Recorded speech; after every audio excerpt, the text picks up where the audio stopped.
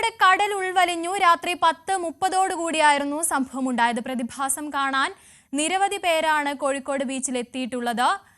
MS Aneesh Kumar ഉണ്ട് വിവരങ്ങളുമായി. അനീഷ്, എന്താണ് സംഭവം?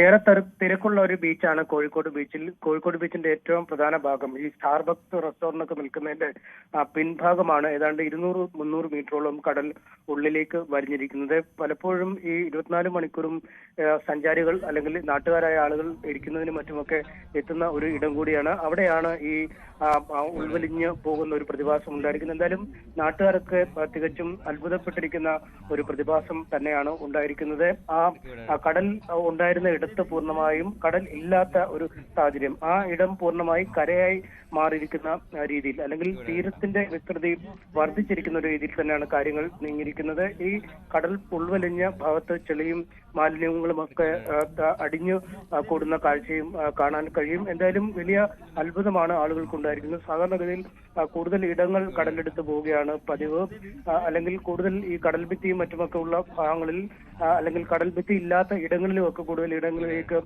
കടൽ വരികയും വലിയ നാശനഷ്ടങ്ങളൊക്കെ വരികയും ചെയ്യുകയാണ് സാധാരണ പതിവ്. കഴിഞ്ഞ വർഷവും കോഴിക്കോട് ബീച്ചിന്റെ ഒരു ഗണ്യമായ മേഖലയിലേക്ക് കടലേറ്റം ഉണ്ടാവുകയും ചെയ്തിരുന്നു. എന്നാൽ കുറച്ച് നാളുകൾക്ക് ശേഷമാണ് ഇത്തരത്തിൽ കടൽ ഉൾവലിഞ്ഞു പോകുന്ന ഒരു പ്രതിഭാസം ഉണ്ടായിരിക്കുന്നത്. എന്തായാലും വലിയ കൗതുകമുള്ള കാഴ്ചയാണ് ആളുകൾക്ക് മാറിയിരിക്കുന്നത്. ഇതിന് അനുബന്ധമായി ഇനി എങ്ങനെയാണ് കാര്യങ്ങൾ മുന്നോട്ട് നീങ്ങുക, ഇനി രാത്രിയിൽ തിരിച്ച് കടൽ പിന്നോട്ട് വരുമോ എന്നടക്കമുള്ള കാര്യങ്ങൾ നോക്കാം. എന്തായാലും ഇപ്പോൾ വളരെ അപൂർവമായ ഒരു പ്രതിഭാസം തന്നെയാണ് കോഴിക്കോട് ബീച്ചിൽ ഉണ്ടായിരിക്കുന്നത്.